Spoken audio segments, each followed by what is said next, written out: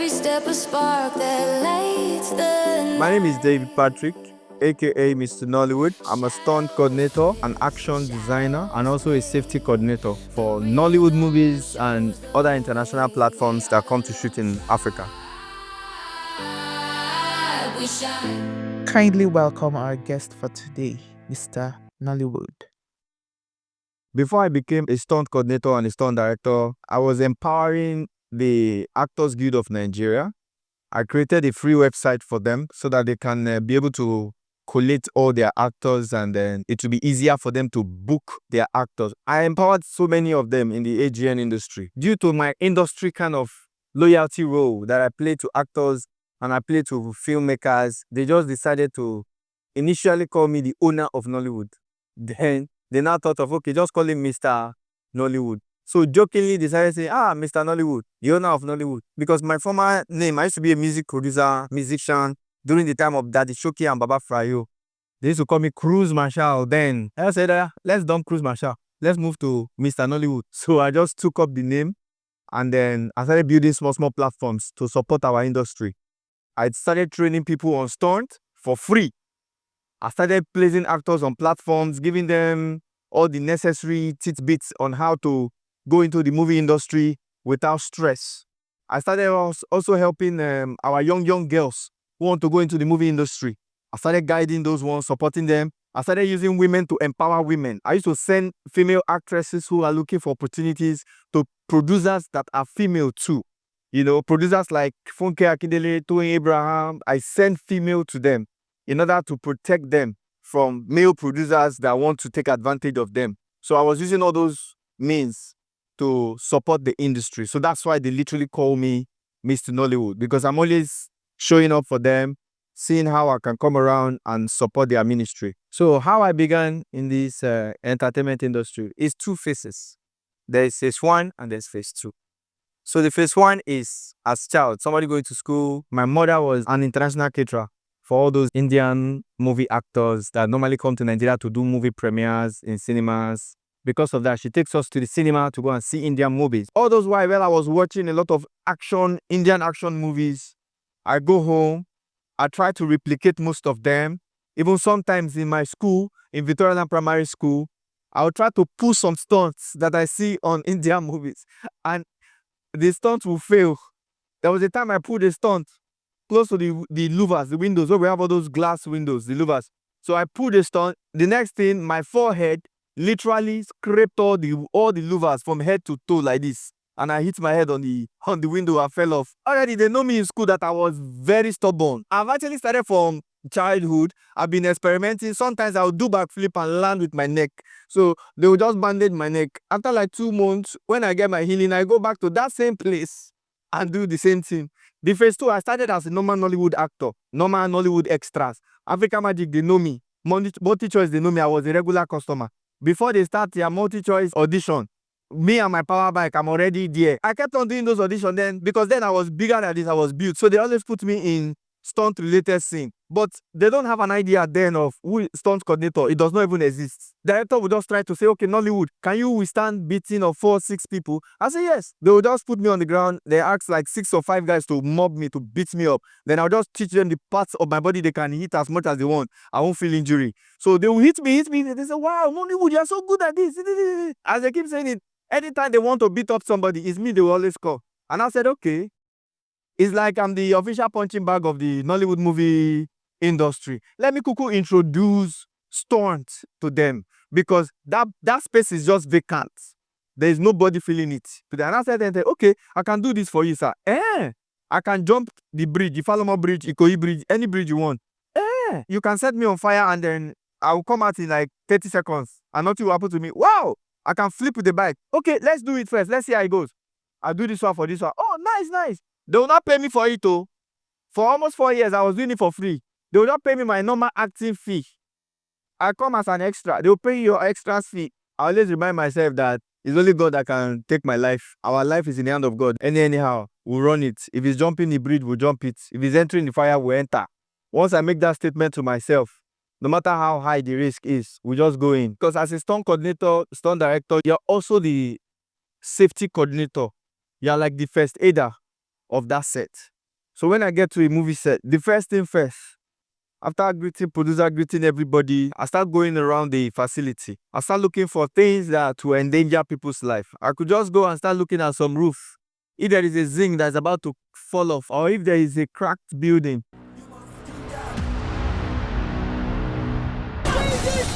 Profit you to gain all the gold that you do not know anything about, whether it exists or it does not exist. And This movie that just came out, Ginger, that is selling up to $500 million already in cinemas. There was a time the crane was sitting right on top of the head of the director and every other actors are behind the director's monitor. I had to go there and tell everybody to move away because, crane can malfunction, anything can happen and it will hurt people. And also this movie called Sin, I was able to do some first aid for one of the major actor on that set. A pyro guys, one of his pyro misfired. And when it comes to pyro, you cannot really determine where it goes to. It can just go anywhere. So the safety of pyro normally is not 100%. So one of the pyro elements misfired and the guy was bleeding. I had to do an emergency work on the guy. I had to go into his body, remove all the blood, sanitize everything. Then when we took him to the hospital, the first thing the doctor asked was, who did this first aid? Everybody now pointed at me. They now told me that I actually saved some part of his body because of that first aid. Those are the most important thing I think is necessary on a movie set with a stunt director. You have to have the IQ of first aid. I was a member of the Nigerian Record Society all through my years in primary and secondary school. So those knowledge was not put to waste. Anybody can choreograph fights. A dancer can choreograph fights.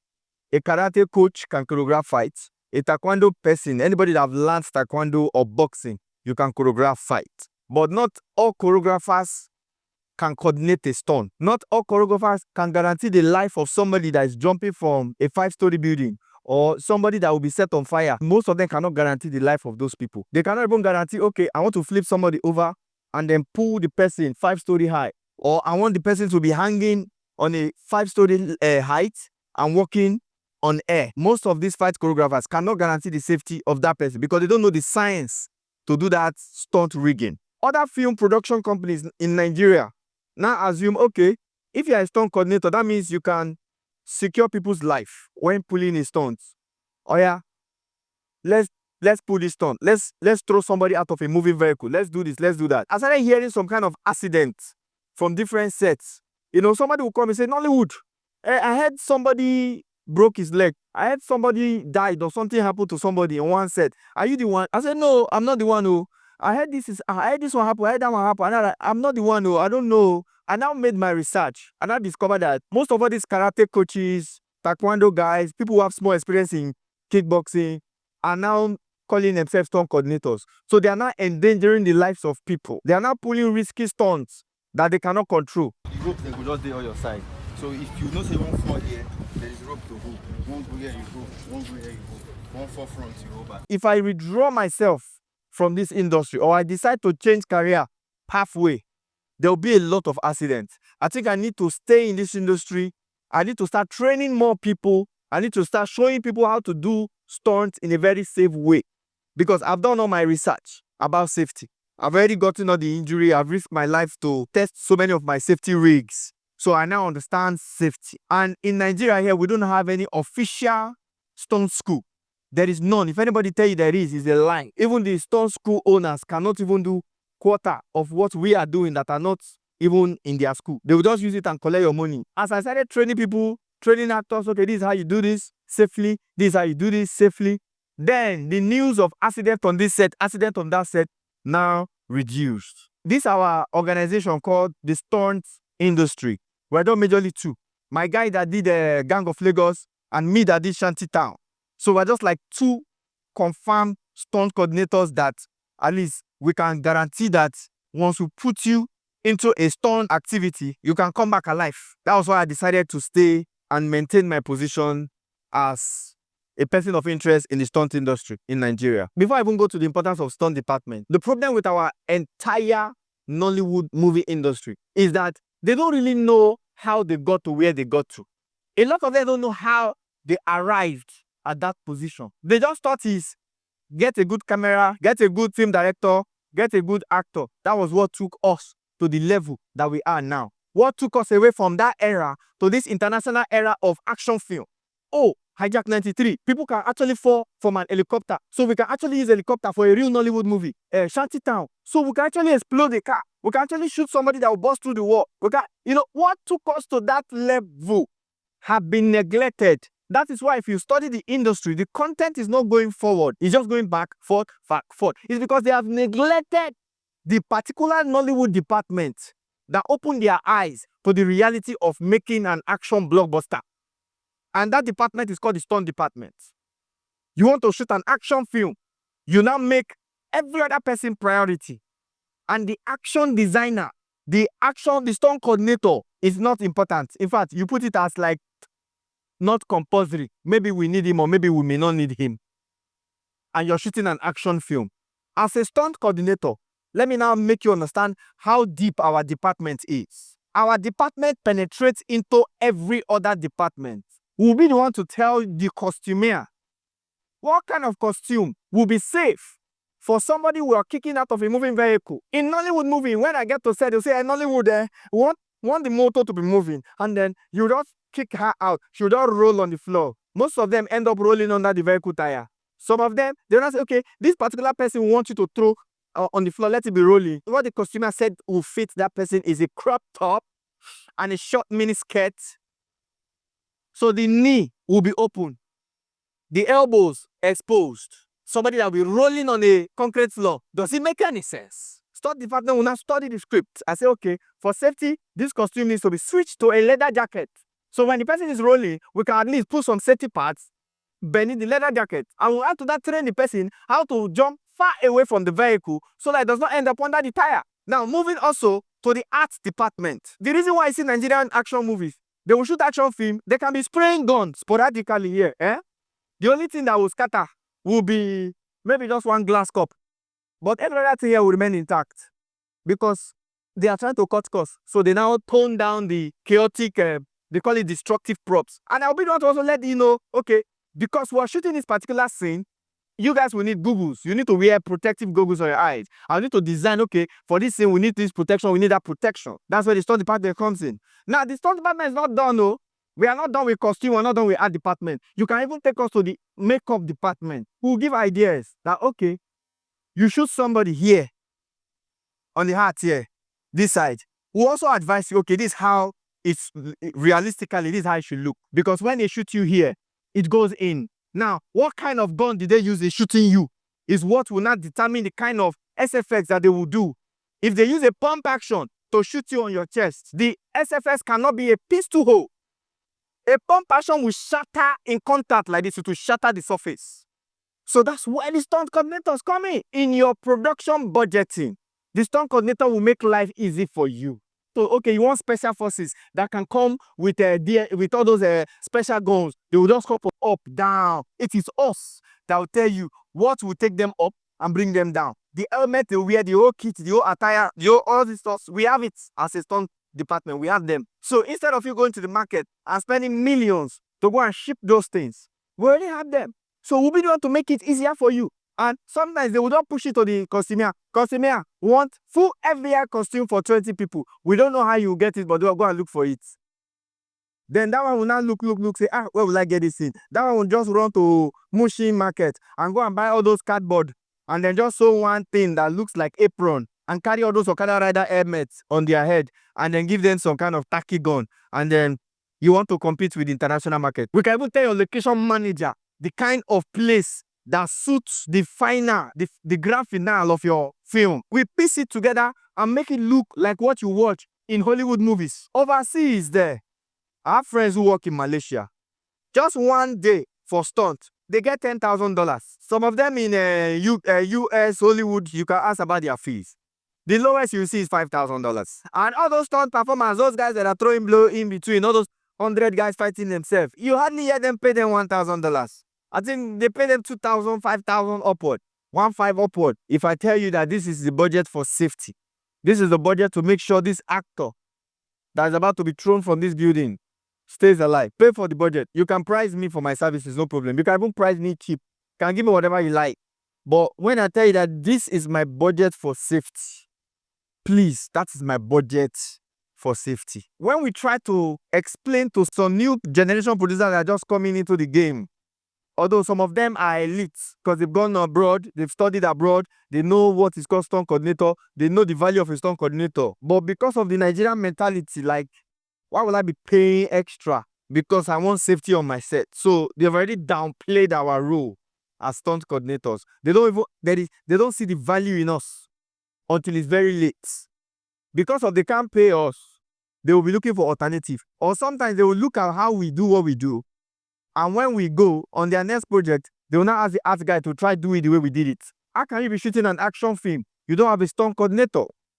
You can have a fight choreographer. Yes, the director can be a fight choreographer. Yes, good. But what if you kick somebody from a story building and the person accidentally falls to the ground? But if you have a stunt coordinator there, the stunt coordinator knows that this person you're about to kick that is close to a story building should be rigged to something. So if the person accidentally falls off, the rig will suspend the person. But to them is, if they kick you like this, you fall like this. Oh yeah, camera, roll. And they will kick, the person will just slip off and boom, on the floor. The next thing, production is off.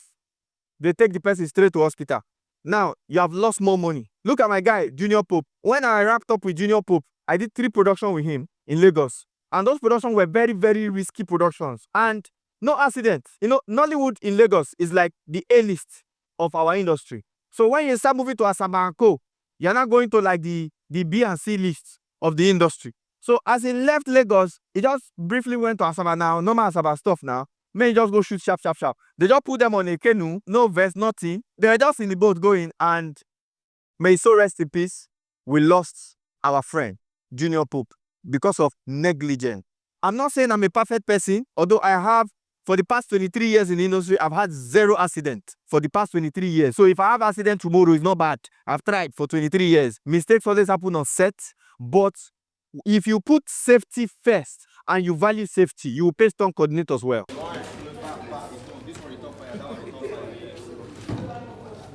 Talking about diversification, this is my own form of diversification. Being a stunt coordinator is not enough. We discovered in our Nollywood movie industry that one of the major reasons why a lot of people, they unalive themselves on set is because they don't go towards the safety route. You are shooting a movie, you have to use knife and fight with somebody. In old Nollywood, they will give you a real stainless steel knife that will literally slice your vein, and they will ask both of you to fight with it. And the director will be somewhere saying, it's not real, you are not putting it close well. Putting a real knife close well. How can you fight real with a real knife? In order to at least create a balance in the industry, we partnered with people like a prop store. Some things we can't get, they get for us. Like, look at this one, for example. I believe you can get this one too from prop store. So look at this knife now, I'm going to stab myself. You see? You see? You see? You see? You see how safe it is? You see how safe it is? You see how safe it is?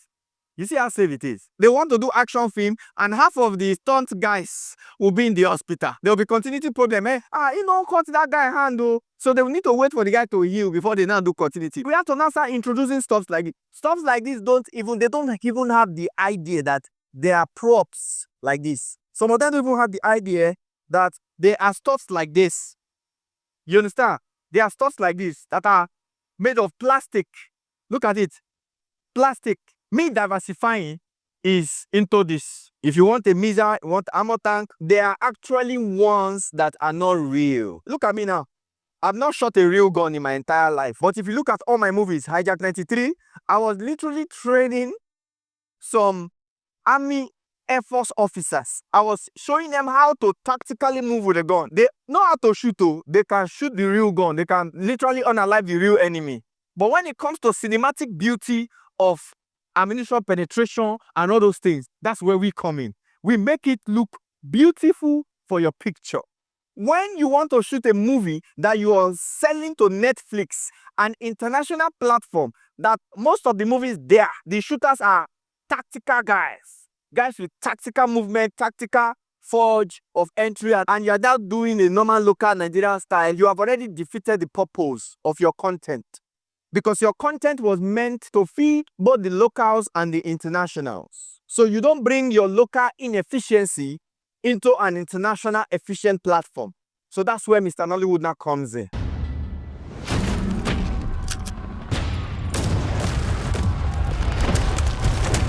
You're not supposed to gather this energy. You can go fight, Scar. You go get those men. We will bring them to justice. So Shanty Town is one of my favorite movies, and the reason is because of my director, Dimeji. The action were raw, the input was 100%. Dimeji is this kind of man that if you tell him that, sir, I can walk on this wall, flip with an AK-47, he'll tell you, how? Can you do it? Yes, do it. He likes more. He will never tell you, don't worry. He say, do more. Although we have other action movies who are good, which are good, but my own, that I know that is the reason why the whole industry is on fire for action, is Shanty Town. Dimeji Ajibola, my action director, may your soul, your perfect soul, rest in peace.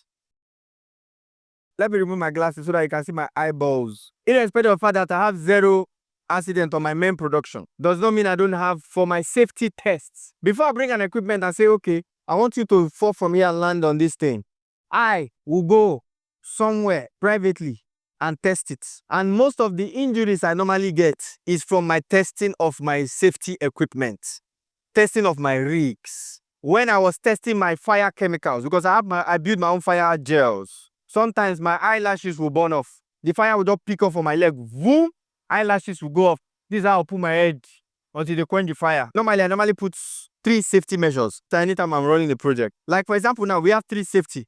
This is the last safety, second safety, the first safety. This one fail.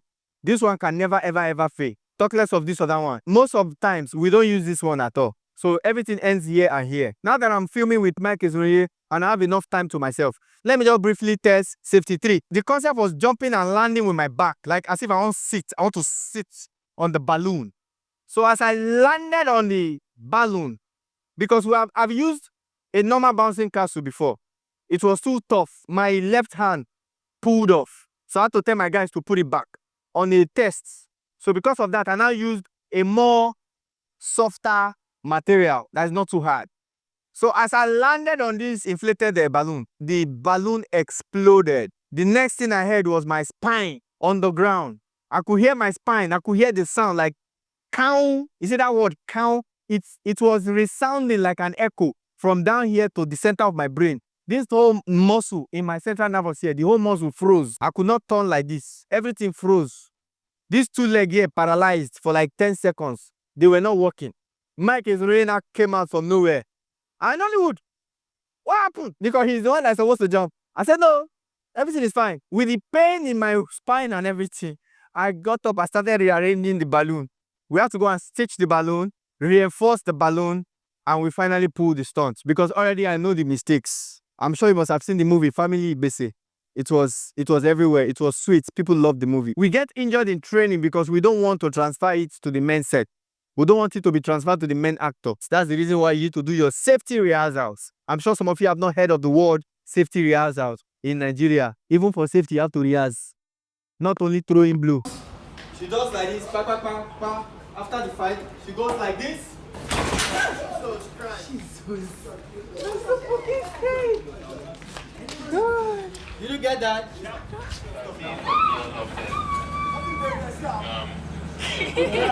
What I have been able to do and what I'm willing to do in the future for the next generation is to keep training, keep teaching them, keep helping them to improve. Because every time in the industry, there's always a new task.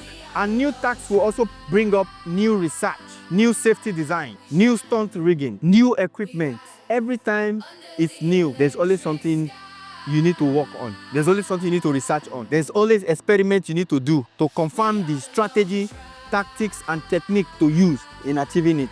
So because of that, reading, research, learning is going to be an endless responsibility.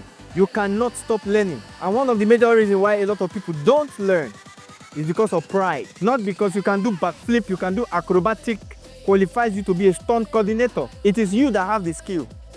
But how can you transfer that skill to a Kunle Remi? How can you transfer that skill to a Deyemi? How can you transfer that skill to a Nancy Sime? That is what makes you a stunt coordinator. So the next generation, my advice for you, be focused.